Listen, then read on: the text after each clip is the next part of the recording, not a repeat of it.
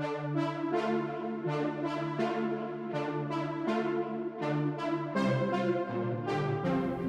2018, one of my favorite movies was Into the Spider-Verse. Into the Spider-Verse was a very interesting movie from the get-go. One, it was different from every other Spider-Man movie I grew up on, such as it's just not being an animated movie. But also it was just very relatable, such as, I don't know, maybe a black character. Also releasing that movie, also released along with that movie, was a great soundtrack. The soundtrack to me was so solid that even the character in the movie was singing one of the most impactful songs on the album, Sunflower. And now Spider-Man is back with yet another movie and another soundtrack across the Spider-Verse. But they also teamed up on that soundtrack with no other than Metro Boomin. Metro Boomin to me is off of great momentum. Last year he dropped Heroes and Villains, and going into this soundtrack, I had pretty high hopes. Starting out with track 1, Annihilate, I feel like Annihilate by Lil Wayne, Sway Lee, and Offset all came together and did their thing. Lil Wayne to me was very, very vigilant on the things and the wordplay that he was saying bars such as he'll give an op arachnophobia and just other creepy crawly things that could make you cringe. Sway Lee, even though he didn't have the same amount of impact as he did on the last soundtrack, I still think he did a solid job. And Offset did just fine, nothing too crazy, but didn't overstay his welcome. Other than that, pretty solid intro track. On track number 2, Am I Dreaming, A$AP Rocky tapped into his prime on this album. His flow reminds me of Long Live A$AP so much, and the song to me is constructed in a way in like A$AP Forever. I say it was constructed in this way or reminiscent in that way is because the song, it feels like it lasts forever. No offense to the young lady that was singing on the back end of this song. She did fine, but I feel like the song was a little bit too long. As the song is ending, you start to hear the smooth transitioning, which is All the Way Live. All the Way Live featuring Future and Uzi. I feel like this song was much needed, especially to the kind of people that needed something more sonically than lyrically. I love the beat that Metro Boomin has provided for Future and Uzi. I feel like Future did his thing with the way that he wrote this beat. And I feel like Uzi's verse was very consistent from the beginning to end.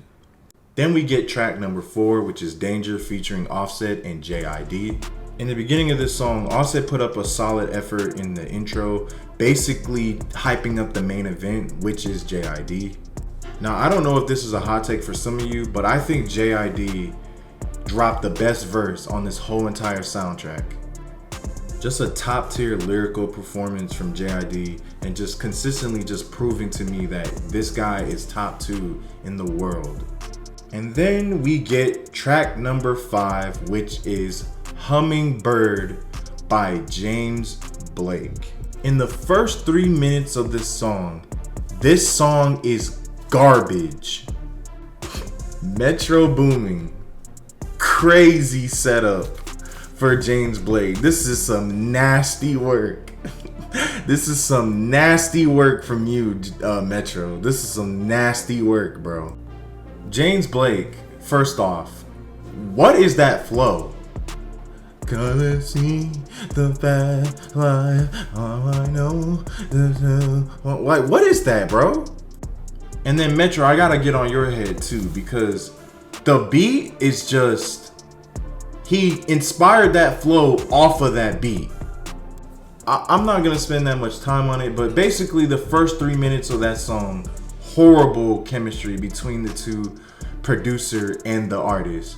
But the last 2 minutes of the song, incredible. It's like the first half didn't even exist. But I still think that song is trash. Track number 6, we have A Boogie, Sway Lee, and Nav on Calling.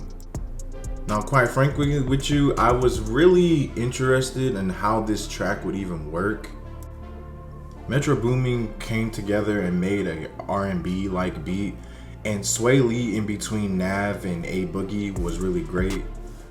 Not really being much of a fan between Nav and A Boogie, but solid work on this song, really exceptional job. Then in track 7 we get Silk and Cologne by 8 and Offset. As the credits say, Metro Boomin did not make this beat, but it was a great Afro beat to start with. 8 came in with a solid intro and a great hook. Also Offset with a fantastic verse, proving to me yet again that he is the best Migo in the Migos trio. In my opinion, this is easily a top 5 song on this soundtrack. Easily. Speaking of 8, track number 8, we have Link Up. It's a very bouncy beat. Don Toliver has the Midas touch. He can't really do no wrong in the hook. Also tagging in and out Wizkid, Beam, and Tolan. I feel like they all were tagging in and out pretty well and bouncing off of each other's energy along with the bouncy beat. Just swapping in and out of the lines that they are saying, and I think this song is pretty solid. Track 9, Self Love by Coi Leray. I didn't really have that much expectations. Sonically, I felt like this song was good, but lyrically not so much. If there's one thing I know Coi Leray can do, she knows how to say the word me, bro. She knows how to say the word me. But other than that, I guess solid track, I guess. For her standards, I guess. Moving on. Track number 10, we get Home featuring Don Toliver and Uzi.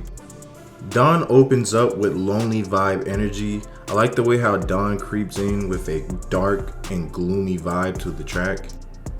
I like how the fact that Uzi also basically adapts to the tone that Don Toliver has presented to us, throwing gas on the fire that's already created and just making the song even better.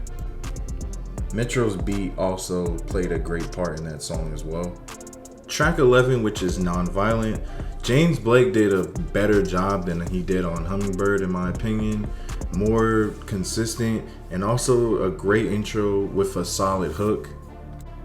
Beautiful beat from Metro Boomin, and A$AP Rocky put in a solid effort from his verse, but the takeaway from this song, 21 Savage just stole the show.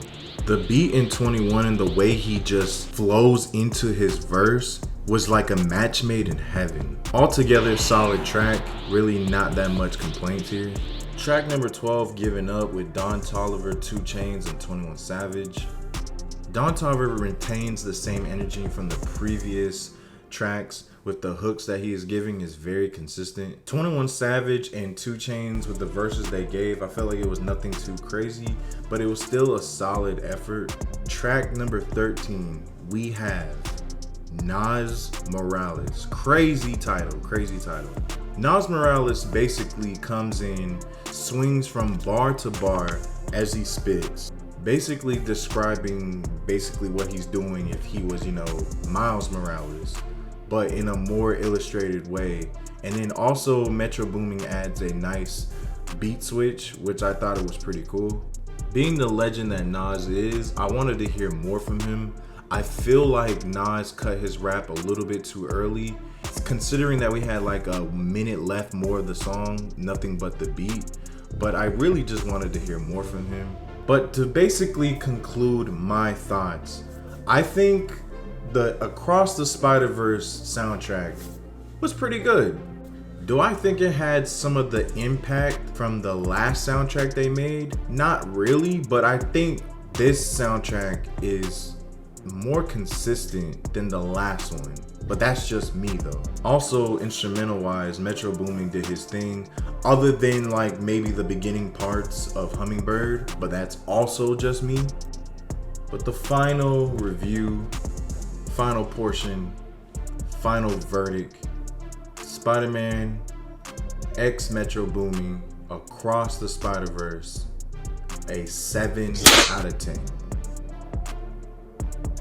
If you agree or disagree or just like the video or like my content, please like the video. Also sub to my content. I upload shorts every single week. Stay tuned to all my shorts. And with that being said, see you later.